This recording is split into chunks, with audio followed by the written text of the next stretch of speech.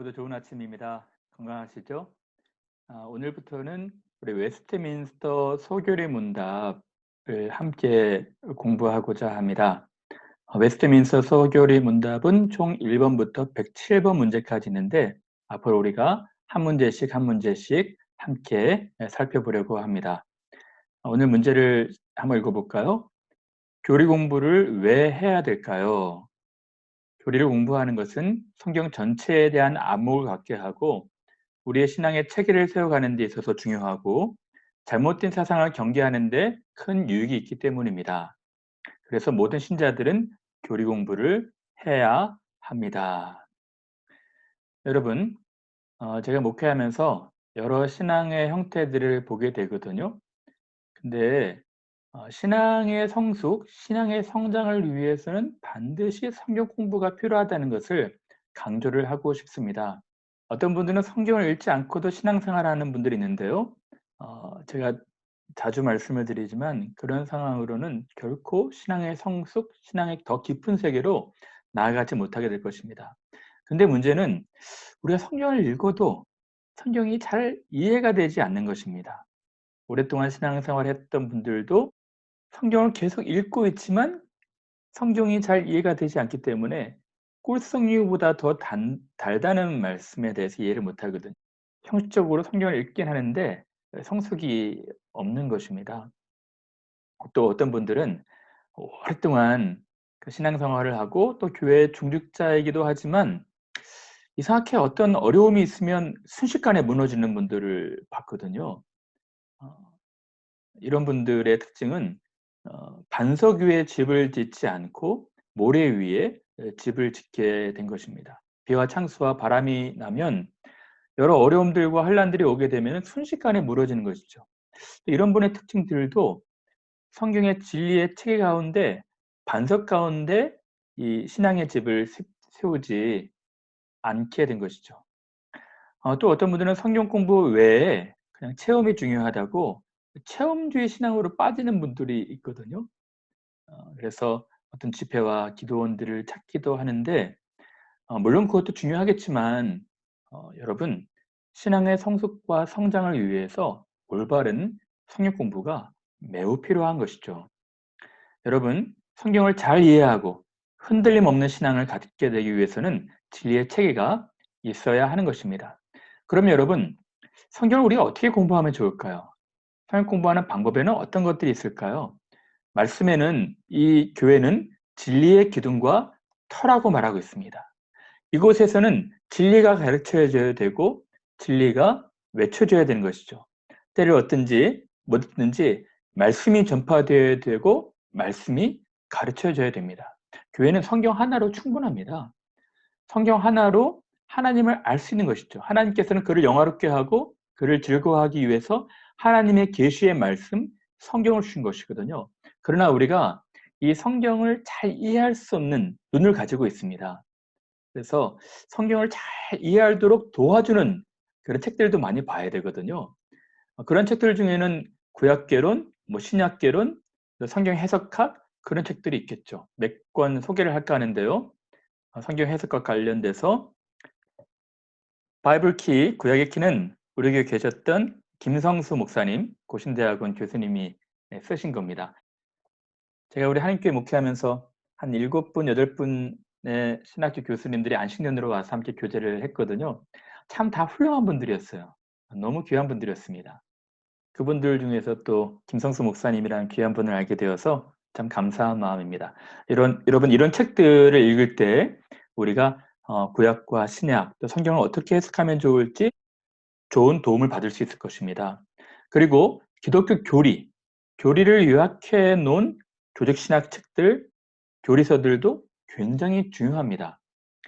여러분 이런 책들이 없이 성경을 읽는 것도 괜찮지만 이런 성경들 읽을 때 더 큰 도움을 받을 수 있을 거예요. 교리 공부에 대해서 조금 터부시하고 기피하는 분들이 있거든요. 근데 제가 가만히 보면은 그 교리를 잘 알지 못한 상황에서 신앙의 성숙을 기대하는 것이 힘들다 생각이 들어요. 여러분, 그럼 교리는 무엇이고 교리 공부의 유익은 무엇이겠습니까? 모든 종교에는 교리가 있습니다. 그 종교가 기초하고 있는 교리들이겠죠. 여러분 어떤 분들이 불교에 입문한다고 생각해 보시죠. 그러면 불교도 읽어야 될 책들이 많이 있지 않겠습니까? 그 불교의 진리를 요약한 교리들, 입문서들이 있는 것이죠. 기독교도 마찬가지입니다. 기독교도 이 성경이 가르치고 있는 진리를 체계적으로 잘 요약해 놓은 그 교리들이 있게 된 것이죠. 교리는 한 3 가지 정도로 이렇게 요약할 수 있을 것 같습니다. 교회 전체 회의와 회의를 거듭해서 만들어 놓은 도그마가 있을 것이고요. 그것을 고백서의 형태로 요약해 표현해 놓은 신조가 있을 거고요. 그리고 성경의 내용들을 기초해서 핵심적인 내용들을 다루고 있는 교리들이 있을 것입니다.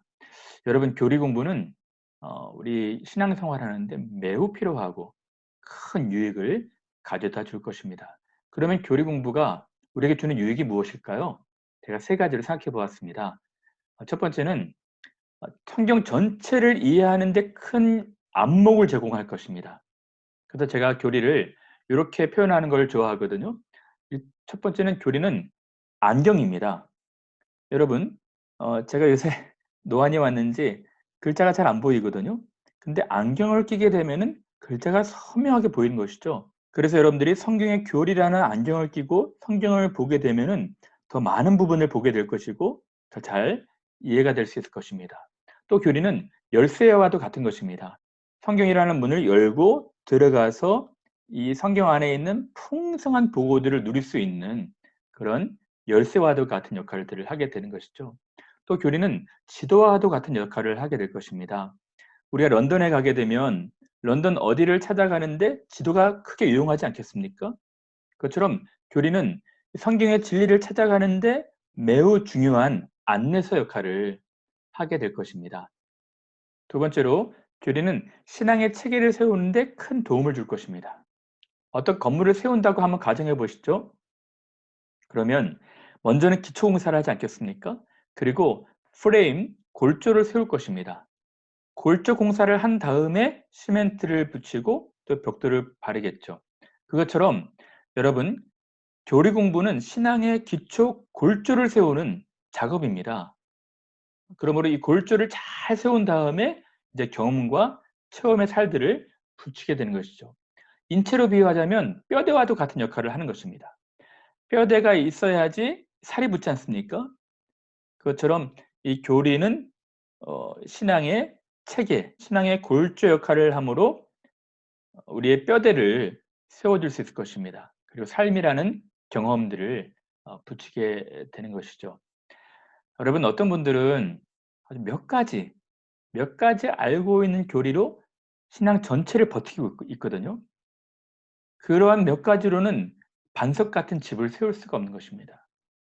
그러면 여러분들이 신앙이 견고하게 자라기 위해서는 무엇보다 성경 기초 공사를 잘 해야 되는 것이죠. 여러분 또 교리의 유익이 무엇이겠습니까? 교리는 잘못된 사상을 경계할 수 있는데 도움을 줄 것입니다. 말씀은 이렇게 말하고 있습니다. 이는 우리가 이제부터 어린아이가 되지 아니하여 사람의 속임수와 간사한 유혹에 빠져 온갖 교훈의 풍조에 밀려 요동하지 않게 하려 함이라. 온갖 교훈의 풍조가 지금 밀려온다고 말씀하고 있지 않습니까? 저는 오늘 이 시대도 같다고 생각합니다. 수많은 교훈들, 수많은 사상들, 수많은 신학들이 쏟아져 나오고 있어요. 마치 홍수처럼 여러분들이 어떤 것을 알고자 하여 인터넷을 검색해 보면은 수많은 홍수가도 같은 정보들이 있거든요. 온갖 교훈이 있습니다. 거기에서 여러분들이 잘못된 사상을 걸러내야 됩니다. 교리는 그러한 부분에 여러분들에게 도움을 줄 수 있을 것입니다. 내가 이것을 말하면 아무도 교묘한 말로 또는 공교한 말로 너희를 속이지 못하게 하려 함이니. 어떤 잘못된 사상들은 너무 공교하게 잘 그 설득력 있게 찾아오지만 알고 보면 문제가 심각하거든요. 여러분들이 올바른 교리 공부를 통해서 그런 부분들을 경계할 수가 있는 것이죠. 예수님 당시에도 많은 거짓 선지자들이 일어났고 또 초대교회에도 거짓 선생들이 있다고 했거든요. 저는 드러난 확연한 이단만을 말하고 있는 것이 아닙니다. 밖에 있는 이단뿐만 아니라 안에 있는 잘못된 교훈, 잘못된 교리, 잘못된 선생들이 있기에 오늘 여러분들이 올바른 교리 공부를 하는 것이 매우 중요한 것입니다. 여러분, 이렇게 교리 공부가 중요했다면 그동안 왜 그렇게 경시되어 왔고 깊이 되어 왔을까요? 저는 몇 가지 이유가 있다고 생각하는데요. 그동안 교회가 너무 소모적인 교리적인 논쟁을 해왔기 때문입니다. 사람들이 지친 것이죠. 자기와 생각이 다르고 자기와 교리가 다르다고 해서 교단과 교파가 나뉘어지고 너무 여기서 소모적인 그 논쟁과 다른 사람을 비판하고 정죄하고 비난하는 일들이 잦았기에 오늘 현대인들은 이러한 것들을 피하고 싶은 것입니다. 그리고 이러한 소모적인 논쟁을 피해서 좀 삶의 체험으로 가는 그런 현상들도 생기게 된 것이죠. 이제 딱딱한 그런 논쟁적인 교리 공부를 좀 피해서 실천적인 또 우리 마음에 와닿는 그런 집회나 기도원이나 그런 그 사상들을 쫓아가게 되는 것입니다. 그동안 교회가 이 소모적인 논쟁으로 큰 병폐를 낳았다고 생각이 듭니다. 물론 바른 교리를 사수하고 지키는 것도 중요하겠지만 그동안 교회가 잘못된 소모적인 논쟁으로 많은 사람들한테 상실감을 주게 된 것이죠. 여러분, 교회 역사에서 교리 공부는 꾸준히 강조되어 왔습니다. 어, 이 종교 개혁가들 또는 현대 복음주의 개혁주의 신학자들은 교회의 가장 중요한 사역이 교리를 가르치는 것이고 교리만큼 우리의 실천적인 삶에 영향을 주는 것이 없다고 강조를 해왔던 것이죠. 교리 공부는 매우 중요합니다. 그러면 어떻게 교리 공부를 하는 것이 좋을까요? 어, 교리에 관련된 책들은 너무너무 많거든요. 예를 들어서 벨기에 신앙고백, 할델베르그 문답, 도로트 신조, 웨스트민스터 신앙고백, 또 대교리 소교리 문답. 그 외에도 여러 책들이 있을 터인데 우리 교회는 앞으로 웨스트민스터 소교리 문답, 소교리 문답으로 함께 공부하고자 합니다. 그러면 왜 웨스트민스터 소교리 문답 책이어야 될까요? 물론 다른 책도 굉장히 유익하고 많은 좋은 점들이 있지만 제가 볼 때 웨스트민스터 소교리 문답이 오늘 현대 교회에도 많은 유익을 줄 수 있다 생각합니다. 여러분 런던에 가보시면 국회의사당 앞에 웨스트민스터 큰 사원이 있죠. 여기에서 무려 5년 6개월 동안 151명의 목회자 신학자들이 매일 같이 모여서 1000회 이상 함께 모여 수기하고 또 같이 기도하고 같이 또 의논해서 다음과 같은 책들을 만든 것이죠. 웨스트민스터 신앙고백서, 또 대요리 문답, 소교리 문답을 만들게 된 것입니다. 대요리 문답은 성인들을 위한 문답서였고 소요리 문답은 어린 아이들을 위한 문답서였습니다. 그래서 모든 교회의 그 신자들에게 이 소교리 문답, 대교리 문답을 가르치도록 했던 것이죠. 저는 이 소교리 문답이 핵심적인 부분들을 잘 가르칠 수 있도록 요약해 놓은 책이라고 생각합니다. 그래서 앞으로 우리는 웨스트민스터 소교리 문답을 1번부터 107번 문제까지 공부하고자 합니다. 그러면 교리 공부를 할 때 우리가 주의해야 되는 사항이 무엇이 있을까요? 몇 가지가 있다 생각이 드는데요. 우리가 배운 교리로 다른 사람을 비판하지 않아야 합니다. 인색하거나 메마른 마음으로 다른 사람들을 비판하고 정죄하는 것을 경계해야 되는 것이죠. 그리고 저는 이 교리도 중요하지만 교리 공부를 하고 말씀을 깨닫는 궁극적인 목적은 우리가 기도의 사람, 사랑의 사람으로 나아가야 되는 데 있다 생각이 듭니다. 간혹 어떤 분들은 교리 공부를 하면서 굉장히 딱딱해지고 인색해지고 다른 사람들을 비판하고 다른 사람들을 정죄하는데 이런 진리의 기초인 교리를 공부하면서 우리가 더욱 사랑의 사람이 되어야 하는 것입니다. 저는 교리는 반드시 삶의 행함 실천으로 가는 것이 되어야 한다 생각합니다. 성경은 두 부분이 있다고 그랬죠. 복음과 율법, 믿어야 할 것과 행해야 될 것, 규리와 윤리입니다. 사실 성경의 기자 바울도 이러한 형태로 성경을 기록하고 있거든요. 로마서를 보면 1장부터 11장까지는 교리를 얘기하고 12장부터 그러므로 자기가 강조했던 교리를 어떻게 삶으로 옮겨서 실천해야 될지를 말해주고 있는 것이죠. 에베소서도 마찬가지입니다. 1장부터 3장까지는 우리가 믿어야 되는 교리를 얘기하고 있고 4장부터 6장까지는 그 교리에 기초해서 어떻게 살아야 되는지 삶을 강조하고 있었던 것입니다. 교리와 삶은 뗄래야 뗄 수 없는 불가분의 관계인 것이죠. 즉 우리가 교리를 공부할 때 그 교리는 반드시 삶의 행함으로 실천으로 가야 하는 것입니다. 저는 우리가 이제 웨스트민스터 소교리 문답을 계속 공부해 갈 텐데 이 공부의 목표와 목적은 우리가 이 진리의 기초에 더 단단하게 견고하게 서서 기도와 사랑의 사람으로 나아가는 것입니다. 자주 비유하지만 저는 이 교리 공부는 캠파이어 할 때 장작이라 생각합니다. 이 장작을 잘 쌓아 놓고 나서 거기에 불을 붙이고 거기에 기름을 붓지 않습니까? 그것처럼 우리가 진리에 대한 알미 더 깊어지고 깊어지는 그 가운데 우리가 사랑의 불, 기도의 불이 붙여져서 활활 오래오래 타게 만드는 것이죠.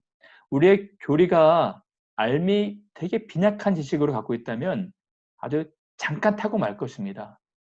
그러나 우리의 사랑이 우리의 기도가 더 타오르게 열정적으로 타오르게 될 수 있도록 우리가 공부를 해야 되는 것이죠. 저는 우리의 공부의 목적은 하나님을 사랑하고 이웃을 사랑하는 것이지 우리가 아는 것을 통해서 다른 사람 비판하고 비난하고 정죄하는 것이 되어서는 결코 안 된다는 것입니다. 우리 교회는 참 그런 면에서 너무 감사한 마음이 있습니다. 여러분들이 제가 목회하는 동안 어떤 사람의 허물이 발견되면 그 허물을 몰래 찾아가서 덮어주려 하고 어떤 사람이 고립된 것 같으면 그 고립된 그 사람한테 가서 용기와 사랑을 북돋워주고 저는 목회하면서 너무 행복한 그런 시간들을 좀 보내고 있습니다. 여러분 더 진리의 기초 가운데 사랑을 풍성하게 더 기도의 깊은 세계로 나아가시는 여러분들 되시기를 바랍니다. 더 중요한 것은 사랑인 것이죠. 자, 오늘 말씀, 오늘 문제를 다시 읽고 마치겠습니다. 교리 공부를 왜 해야 될까요? 교리를 공부하는 것은 성경 전체에 대한 안목을 갖게 하고 우리의 신앙의 체계를 세워가는 데 있어서 중요하고 잘못된 세상을 경계하는 데 큰 유익이 있기 때문에 모든 신자들은 교리 공부를 해야 합니다. 이제 앞으로 우리가 107번 문제까지 부지런히 공부할 텐데요. 하나님의 은혜가 공부에 임해서 우리가 경험적인 지식으로 사랑의 삶으로 나아가는 그런 귀한 시간 되기를 바랍니다. 오늘도 건강한 하루 되시길 바랍니다. 감사합니다.